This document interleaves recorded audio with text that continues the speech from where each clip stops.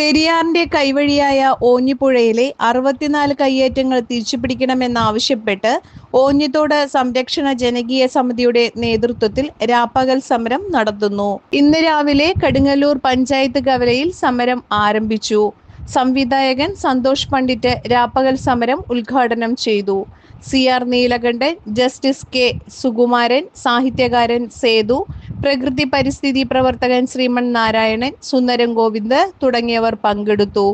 17 രാവിലെ 11 മണിക്ക് സമാപിക്കും. കടുങ്ങല്ലൂർ, ആലങ്ങാട് പഞ്ചായത്തുകളിലെ ജനങ്ങളുടെ കുടിവെള്ള, കാർഷിക ആവശ്യങ്ങൾക്കും മത്സ്യബന്ധനത്തിനും ഉപകരിച്ചിരുന്ന തോട് കയ്യേറ്റക്കാരുടെ പിടിയിലായെന്നാണ് ആരോപണം. ജില്ലാ കളക്ടറുടെ സ്പെഷ്യൽ സർവേ ടീം കണ്ടെത്തിയ 64 കയ്യേറ്റങ്ങൾ തിരിച്ചുപിടിക്കണമെന്നാണ് സമിതിയുടെ പ്രധാന ആവശ്യം.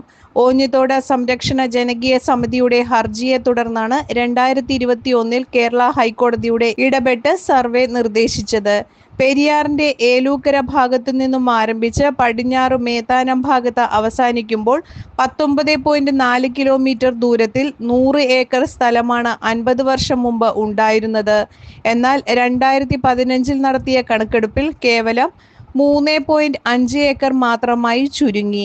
പുഴയുടെ അതിർത്തി നിർണയം 2022 നടത്തിയെങ്കിലും അതിർത്തി കല്ലുകൾ സ്ഥാപിക്കുന്നതിൽ കടുങ്ങല്ലൂർ, ആലങ്ങാട് പഞ്ചായത്തുകൾ, റവന്യൂ സർവേ വകുപ്പുകൾ കയ്യേറ്റക്കാരെ സഹായിക്കുന്ന നിലപാടാണ് എടുക്കുന്നതെന്ന് പരിസ്ഥിതി പ്രവർത്തകർ ആരോപിക്കുന്നു. കടുങ്ങല്ലൂർ ഗ്രാമപഞ്ചായത്ത് ഓഫീസിനു മുന്നിൽ ആരംഭിച്ച രാപ്പകൽ സമരം പ്രശസ്ത സിനിമാ താരം സന്തോഷ് പണ്ഡിറ്റ് ഉദ്ഘാടനം ചെയ്തു. ഓഞ്ഞിപ്പുഴ പെരിയാർ നദിയുടെ കൈവഴി ഇനിയെങ്കിലും സംരക്ഷിക്കപ്പെടണം. അതിന് വേണ്ട കാര്യങ്ങൾ ചെയ്യണം. നിലവിലുള്ള കയ്യേറ്റക്കാർ ഒഴിപ്പിക്കണം. പുതിയ കയ്യേറ്റക്കാരില്ലാതെ നോക്കേണ്ടത് കൂടി നമ്മുടെ ആവശ്യമാണ്. അപ്പോൾ 91ഓളം കല്ലുകൾ സ്ഥാപിക്കുക എന്നുള്ളതാണ് ഏറ്റവും വലിയ ആവശ്യം. ഇനിയെങ്കിലും അധികാരികൾ കണ്ടു തുറക്കും എന്ന് വിശ്വസിക്കുന്നു. ഓഞ്ഞിത്തോട് സംരക്ഷണ സമിതി ചെയർമാൻ PA അലി അധ്യക്ഷനായിരുന്ന പരിപാടിയിൽ കൺവീനർ KS പ്രകാശ് സ്വാഗതം പറഞ്ഞു. CR Neelakantan, justice K Sukumaran, Sundaram Govind തുടങ്ങിയവർ പങ്കെടുത്തു. ഭേദഗതി പഞ്ചായത്തി രാജ് നഗരപാലിക നിയമങ്ങൾ കൃത്യമായി എഴുതി വെച്ചിട്ടുണ്ട്. ജലാശയങ്ങൾ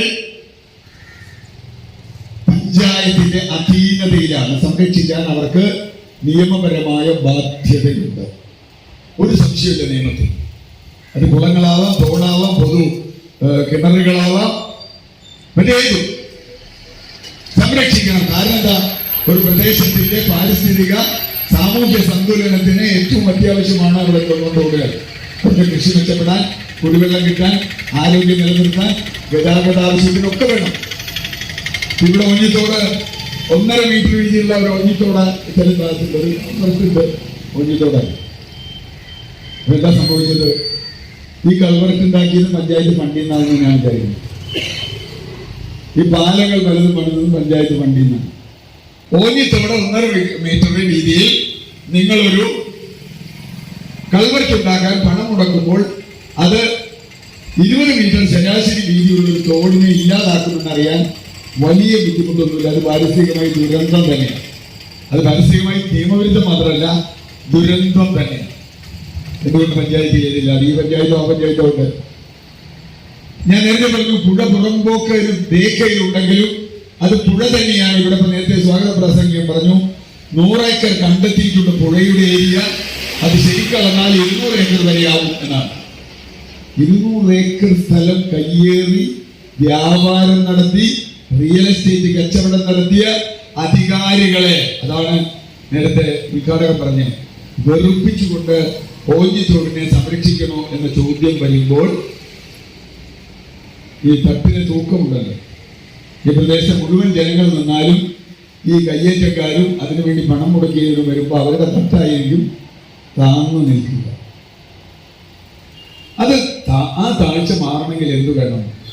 ഒന്ന്, നേരത്തെ നിങ്ങളൊരു പാട്ടിൽ ഞാൻ കേട്ടു, ജനങ്ങൾ ഒറ്റക്കെട്ടായി നിന്ന് ഈ പുഴയെ ഞങ്ങളുടെ പുഴയാണ്, ഞങ്ങളുടെ തോടാണ്, ഞങ്ങളുടെ വെള്ളമാണ്, ഞങ്ങളുടെ ജീവിതമാണ് എന്ന് പറയാനുള്ള തന്റെ ഇടം, ശേഷി ജനങ്ങൾക്കുണ്ടാവണം. അതും കടുങ്ങല്ലൂർ പഞ്ചായത്തിൽ 31 കയ്യേറ്റവും ആലങ്ങാട് പഞ്ചായത്തിൽ 33 കയ്യേറ്റവും ഉൾപ്പെടെ 64 കയ്യേറ്റങ്ങളുണ്ടായി.